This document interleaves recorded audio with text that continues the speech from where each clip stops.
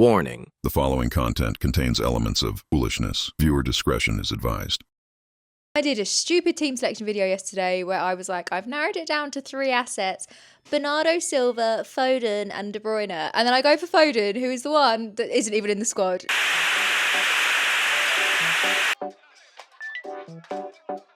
As game weeks go, game week 2 was disastrous for me. I made such bad decisions, and with hindsight, obviously I shouldn't have done what I did.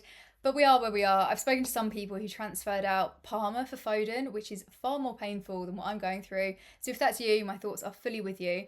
But unfortunately, I was completely fixated on the idea of taking out Gordon for Foden. I decided I was going to do that at the start of the season, and I just didn't talk myself out of it. I spoke about how good De Bruyne was as an asset. I spoke about Bernardo Silva, who luckily didn't return this game week. But I just knew that I wanted to do Foden. And then I had this massive stop sign coming towards me in the form of Solanke, who was ruled out for the foreseeable. I think he's out for maybe the next 2 game weeks. I should have just dealt with that fire. That is my new rule. Deal with the immediate fires and then let everything else just run its course, because I ended up doing Solanke to Muniz, which has not yet paid off, but I think give it time. They're up against promoted side this week. Hopefully that will all be good. And then I still went through with Gordon to Foden. And it was really unfortunate that Foden had an illness. That was not one that I was going to be able to predict. And unfortunately, it was not leaked before the deadline. So I'd made that move, and that was that. But Gordon went on to score a goal, which is real salt in the wound. If you watched my vlog from the weekend, then you'll know how much it hurt me. But anyway, we're going to move on, because yes, the rank has gone from 550k to 3 million. That is not the way I thought I was going to start the season, but we are where we are. In my head, I've come to terms with this by saying that all of my bad luck is over with now, and it would just be blue skies ahead. We'll see how we get on. But so the positives of my team selection: my defence did really, really well. We'll start off in goal. We've got Raya. Probably the best decision I've made so far this season was to bring him in. It was my cheapest route into Arsenal's defence. I knew I wanted to have their defence somewhere, and at 5.5 million, Raya was the way to go.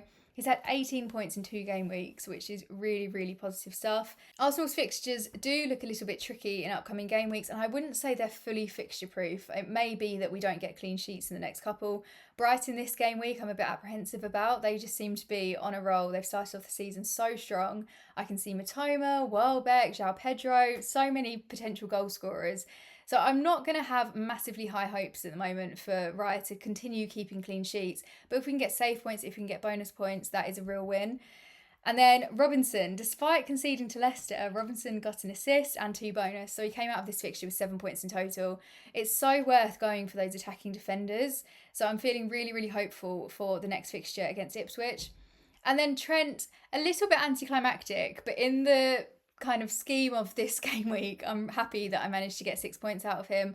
I was expecting an attacking return. I don't know whether my expectations are a bit too high for him at the moment, but he's just so impressive to watch. He had 2 shots and he created 4 chances. He did come off at 71 minutes. If he'd have been given a bit more time, I don't know whether we would have maybe seen a bit more from him, but even so, I'm going to take that clean sheet points and run. And then Porro played for the full 90 and he also kept a clean sheet. Then we come into this headache. I forgot to even touch on this in my review. So not only did I have Solanke out injured, transferred out Gordon, which was silly, Foden was ill, and Nkunku that was then benched. So he didn't come on until, I think it was 83 minutes. He was only on for 7 minutes. He got 1 point, which is better than nothing. He could have come on and gotten a yellow card. So we'll take the wins where we can. But this is definitely, where I was talking about immediate fires that need to be put out, this is an immediate fire that needs to be put out. So the transfer will be surrounding his spot. Sangare didn't start, but he came in for Foden. I was actually quite pleasantly surprised by his performance, so I'm pretty happy that he's in my squad. He did get a yellow card, which puts a bit of a downer on things, but even so, Forest's fixtures do look quite nice for the upcoming game weeks, and if he's my only Forest coverage with when I eventually transfer out Chris Wood, I'm quite happy with that. He feels like a punt. He's cheap, he's fun, so I think Sangare is one that I'm not expecting huge things from, but I'm happy he's in there. And then Salah, my captain, thank goodness he scored a goal and he got 2 bonus points. Again, after seeing Haaland's haul, I was hoping for a lot more, maybe 2 attacking returns. But to be honest, I'm just relieved that he scored. 20 points is massive in terms of this team, where I got 59 points in total. Oh, painful, painful week. And then Saka got 6 points thanks to an assist. Then my front three, I had so much hope on Chris Wood, which I probably shouldn't have in the first place, but he's one of those players, and he let me down, and he got a yellow card. I'm glad I wasn't watching the game live because I probably would have been screaming at the TV, but I am looking forward to seeing him against Wolves. Obviously, this was a away fixture in game week 2. They're back at the City ground in game week 3. We'll be expecting much bigger things. Then Isak, he's had a very slow start to the season, hasn't he? He's been my vice captain, but I think I may be changing that round this game week. He did have 5 shots in the box, but he came away without any returns. I'm not going to be doing a knee-jerk transfer to take him out as much as I'd want to. Again, prioritising on the other fires. But I am getting a little bit impatient with him. Hopefully we just have a kind of slow trajectory and then he'll just go off in the near future. Then Muniz was really unfortunate not to come away with anything. He had a 0.58 XG and 7 shots. He's had an even slower start to Isak, accumulating only 4 points so far this season. But Ipswich away is coming up, should reap better results. Then the bench is just a disaster. Fabianski we can ignore because Raya is there, he is staying put. But we've got Foden with his illness, not sure about minutes, not sure whether he's going to be well enough to return. There are a lot of question marks over him. Not my brightest transfer decision. It was probably too risky. I got carried away. I had a decent start and then I got cocky, but we're going to play it safe from now on. Barco doesn't even exist anymore, so we might have to deal with that at some point. And then Mykolenko, really disappointing. I spoke about the importance of having those attacking defenders, and I thought Mykolenko was going to really bring a lot to my team. Unfortunately, Everton have conceded the second most goals this season with 7 in total. So defensively, they're looking a lot weaker than anticipated. This does make me very relieved that I didn't go for Pickford. I did go for Raya instead, and Mykolenko was that defensive option. But I may be looking to transfer him out at some point when I have some transfers that aren't being used to get me out of this mess. So now I will discuss some transfer targets that have caught my eye and my Game Week 3 team selection. I'm going to be using the Fantasy Football Scout mobile app to talk you through my transfers and my team selection. If you would like to sign up to Fantasy Football Scout, you can do so using the link in my description. Whilst I'm not prioritising a defensive transfer just as yet, it is kind of on my mind because Barco and Mykolenko I'm not fully happy with. I think Raya, Trent, Porro and Robinson are really, really good options to have and will probably just play week in, week out for me. But obviously I do need to think about backups in case there's injuries, rotation, and especially when it comes to my wild card, I need to kind of get the ball rolling with players that I want to bring in so I don't do some ridiculous transfer in like bringing in Foden despite him not playing 90 minutes this season. Still not over it. But the priority at the moment would probably be to take up Barco. And I would be replacing him with a Nottingham Forest defender. They're all really cheap at 4.5 million or below, and they're really solid defensively. The issue last season was definitely the goalkeeper. The defensive data was impressive, but they were still conceding goals. They've conceded 1 goal so far this season and they've kept 1 clean sheet this season. So we're on to like a nice 50-50 there. But I think that they offer a nice rotation and their upcoming fixtures aren't too bad. They've got Wolves this week. Liverpool you'd obviously bench them for. Then they go on to Brighton. The 2 that have really caught my eye are Milenkovic and Nico Williams. Milenkovic has only had 1 start so far this season, so it would be quite nice to see a bit more of him. Unfortunately, he was suspended for game week 1. But in game week 2, he accumulated an XG of 0.98, which is so impressive for a defender. So he's definitely on the radar. And then we've also got Nico Williams. He's one of my favourite assets. I barely had him in the team last season, but the season before, I got a couple of attacking returns and he was one of those players that just really stood out to me. He did have 5 shots in game week 2 and he's had a total of 6 so far this season, which is the joint highest with Morgan Gibbs-White. So that's showing how attacking he is actually being. So one of those 2 I really like the look of. Then coming into the midfield, again, if I was going to be transferring out a player, it would be an Nkunku, and he is actually going from my team this game week. It will come as no surprise that the first priority for me would be Cole Palmer. I'd say it's a like-for-like transfer, but Cole Palmer is just in a complete league of his own there. Casually got 17 points this game week thanks to 1 goal and 3 assists against Wolves. I did speak about going for premium assets in my original team selection video, and you can go for the premium and then work your way down. I don't know why I didn't even consider this with Palmer. Maybe I was worried about how fit he would be after the Euros. But there's just something that I was prioritising. Go for Haaland, don't go for a Foden, for example, or go for Salah instead of Jota. And for some reason, I didn't quite compute that with Chelsea. So instead of going for Palmer, I went for Nkunku, which I have really regretted. The team will take a bit of a rejig anyway to bring Palmer in, but he's definitely a priority on my wild card, if not sooner. He's on penalties, he's on set pieces. If I owned him, then I'd probably also captain him for this upcoming game week. Unfortunately, I'm not in such a lovely position, but if you do own Cole Palmer, definitely consider him for captaincy.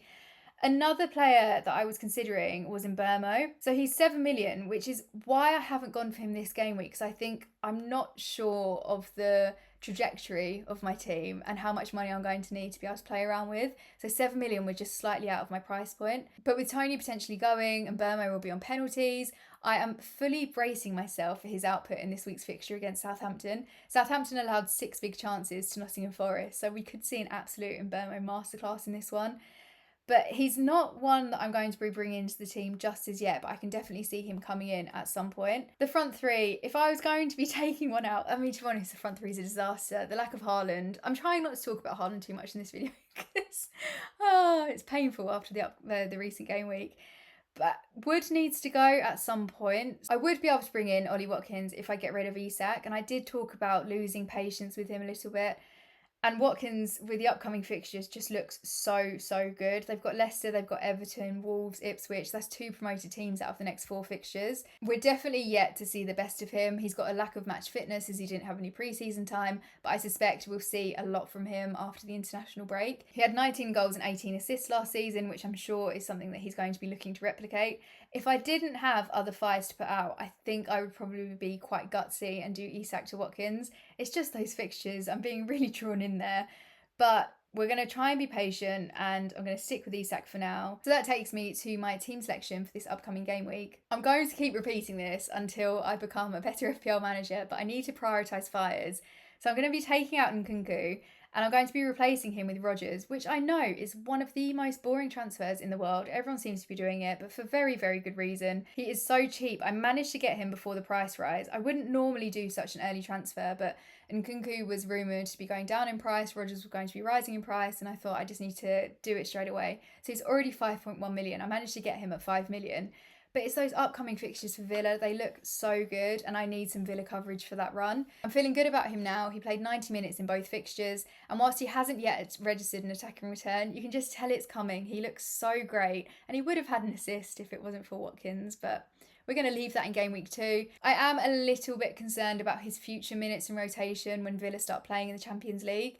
But for 5.1 million, I think I'm quite happy to risk it, and I'll probably be wildcarding before game week 10 so I can fix that issue when it comes. For the rest of the team, we've got Raya in goal, we've got Robinson, Trent and Porro in defence. The only one I'm a little bit concerned about is Porro. I've got real split priorities this week as they're playing Newcastle, and I'd really like to see an Isak Hall. But even so, all 3 of them offer attacking potential, which is a nice backup if clean sheets aren't viable. Then we're bringing in Rodgers. I'm going to risk Foden again, who has dropped 0.1 million, which is not ideal, but there we are. They're playing West Ham United away. If I knew that Foden was going to start and going to get minutes, I would definitely captain him. I think I'd really like a City asset to captain this game week. Unfortunately, we don't have that certainty. I just really hope he starts. I hope he starts and gets an attacking return, and all the pain will feel slightly worth it. Then we've got Salah playing Man United away. I've got my captaincy on him at the moment. Salah historically has done really well against Man United, but there is part of me that I'm maybe considering going for Saka. Arsenal started the season on such a high, and so have Brighton, to be fair. But I think Brighton will probably struggle to defend against Arsenal, so Saka could be a good captaincy option. One of the concerns I also have with Salah and Saka as captaincy options is with both teams, they've started off so strongly. I'm not quite sure where the goals are going to come from. They are quite evenly spread. We've seen Jota getting returns, we've seen Havertz, and I just wish they were teams where everything was coming through Salah or everything was coming through Saka, like we saw last season with Watkins, or we saw with Cole Palmer, with Cole Palmer FC brewing. My ideal captaincy this week would probably be Cole Palmer, then Haaland. Unfortunately, I don't have either of those. So it's on Salah for now, but not fully sure whether I'm going to stick with that. Then with the front 3, we start off with Chris Wood. They're playing Wolves at home, City ground, that gives them an extra edge. And Chelsea absolutely battered Wolves last game week. I'm hoping that they're going to still feel a bit rocky for their trip to the City ground, which Wood can take advantage of. Isak, my vice captain is on him at the moment. It will probably change to Saka. Spurs at home, again, hopefully that home fixture just gives Newcastle a bit more of an oomph. Their opening home fixture didn't go too well when they went down to 10 men. It's obviously going to throw them off. I'm expecting a lot more this game week. And if Gordon scores, think of me, because I won't be best pleased. And then Muniz, Ipswich away, surely the man is due a goal. He's had 9 goal attempts already and he's got an expected goal involvement of 0.71. I'm feeling very optimistic for him. He's 6.1 million. He has increased in price since I purchased him. He has increased in price since I bought him. And again, for that price point, I'm not massively fussed if we don't get a huge haul. But against a promoted side, if Smith Rowe outscores Muniz, I will be disappointed because that's happening so far. But I've got full faith in Muniz. And then on the bench, it's basically redundant. We've got Sangari to come in if Foden doesn't play. Not the worst transfer to come in, not the best, but I've still got hope that he's going to surprise me with a goal at some point this season. Whether he's still in my team, I'm not sure, but I'm feeling optimistic about Sangari. So that's how the team is looking. I know it's not the strongest, it's not the best. There's a massive absence of City attack if Foden's not playing. And I am starting to get a bit nervous about not having Haaland after last week's hat-trick. But I think my priorities will probably be Cole Palmer and Ollie Watkins for immediate transfers. Haaland is obviously the best asset in the game, but there's just something this season where I want to have a bit more fun with it. And although I can't say I had fun last game week, so maybe I should just bring back Haaland. But I'm still feeling quite good about Salah. And I think at the moment they're both joint top scorers in terms of FPL points. I'll check that. It may be wrong. If it's wrong, I'll write it down in the comments. But Salah's not a bad option, so maybe I should just whack the captaincy on him and hope for the best. But let me know in the comments, as always, what you think. Don't let me know what you think about my team. I think I'd probably best have those comments saved. But captaincy, who you captain if you had my team? And thank you, as always, for watching. If you're new here, don't forget to subscribe, like the video if you enjoyed it, and I'll see you in the next video. Bye, guys.